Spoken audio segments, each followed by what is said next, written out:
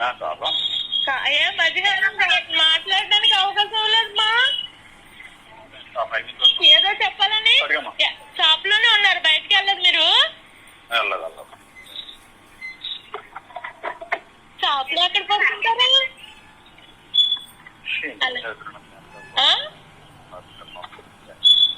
ఏంటి మీకు అంత తీసుకొచ్చేస్తుంది? సాయంకాలం మన ఇంటికి వచ్చేయండి అంతే. ఏదో విధంగా మామయ్య గారు అత్తయ్య గారి దగ్గర చేర్చండి, నన్ను వాళ్ళ దగ్గర సేవలు చేసుకుంటూ ఉంటాను. నేను వాళ్ళతో పాటు నేను వెళ్ళిపోతాను, వెళ్ళిపోతాను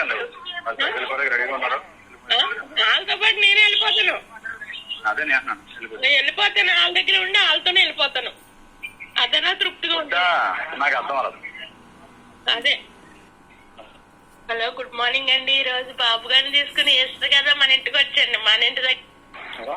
హలో, నిన్న కూడా సరిగ్గా భోజనం చేయలేదు కదండి, మధ్యాహ్నం భోజనం చేశారా లేదా? ఇంకానే ఏ మరి అలాగా మళ్ళీ నేను చూస్తగా సూదులు పొడిచేస్తాను మళ్ళీని. ఓపు లేదు, ఓపు లేదు కదా, రక్తం చుక్క లేదు మొహంలోని, కనపడతలేదు మీకు? తిరిగేస్తున్నారు. రక్తం చుక్క లేదు మొహంలోని. కాదు, ఇలా చూడండి, మన ఇంటికి పోదాం, వచ్చేస్తారా? నేను గుళ్ళో ఉన్నాను. కాల్ చేయండి, నేను గుళ్ళో రాసుకున్నాను.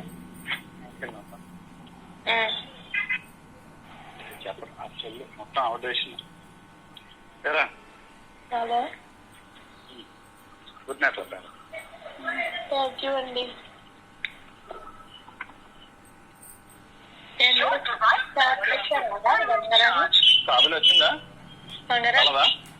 బంగారా షాప్ వచ్చారా? సరే. హలో ఏంటి, అలా కాదండి బంగారం, ఒక్క నిమిషం అండి.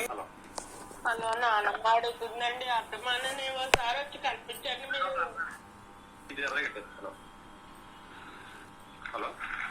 అలా రోజు నైట్ ఏడిపి. హలో ఏంటి, భోజనం తిన్నారా? ఈ రోజు అదే సారీ బాబు గారు పడరు. హలో, థ్యాంక్ యూ అండి. చూడలేదు ఏంటంటే ఆవిడ వంట మనిషి కింద జాయిన్ అయ్యి, చూడలేదు ఏంటంటే ఆవిడ వంట మనిషి కింద జాయిన్ అయ్యి ఇంటి కొలకు వాళ్ళ కులం వేరు, మా కులం వేరు.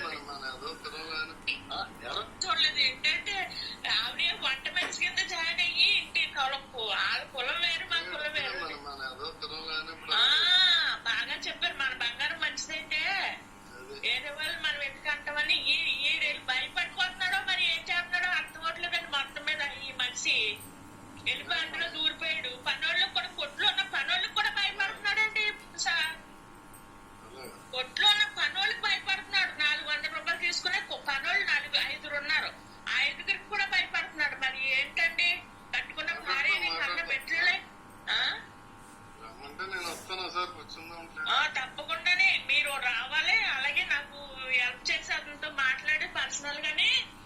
నువ్వు కేసులు కాదు కానండి, అతనికి బెదిరించి నువ్వు నీ అమ్మాయిని నువ్వు ఇలా చేస్తే కుదరదో, నువ్వు ఆ పిల్లకు ఎప్పుడు 18 సంవత్సరాలు పెళ్లి అయ్యి అన్ని చేసుకుని నిన్న కాపురం చేసి ఇప్పుడు నువ్వు పట్టించుకోనంటే ఆ అమ్మాయి ఏమైపోతుంది? మరి ఏదో మేము చేస్తాం మరి అని చెప్పేసి మిమ్మల్ని రమ్మంటే నేను ఆ సమయం చూసి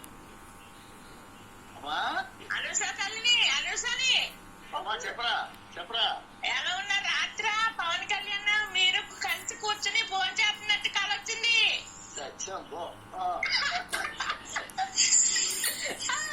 అప్పుడే నేను అనుకున్నాను, బాబాయ్ మా బాబాయ్ లేవులే అనుకున్నాను నేను. నిష్కల్సమైన మనసుతో నువ్వు పార్టీలోకి వచ్చావు బాబాయ్. నువ్వు గ్రేట్ అండి, గ్రేట్ మా బాబాయ్. నీకు సమయస్ఫూర్తి తెలుసు నీకు. సరే, నేను అందుకోసం కాల్ చేసి ఆనందం నీతో పంచుకోవాలని కాల్ చేశాను అంతే. నేను ఇప్పుడు ప్రస్తుతానికి అత్తారింటి దగ్గర రాజమండ్రిలో ఉన్నాను.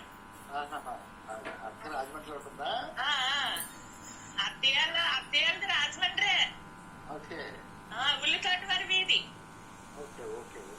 సరే బాబాయ్, ఒకసారి మిమ్మల్ని చూస్తానికి వస్తాను. నేను అక్కాలు వస్తాం. అలాగే రండి. సరే సరే, బాయ్ బాబాయ్. బాయ్ తల్లి. బాయ్.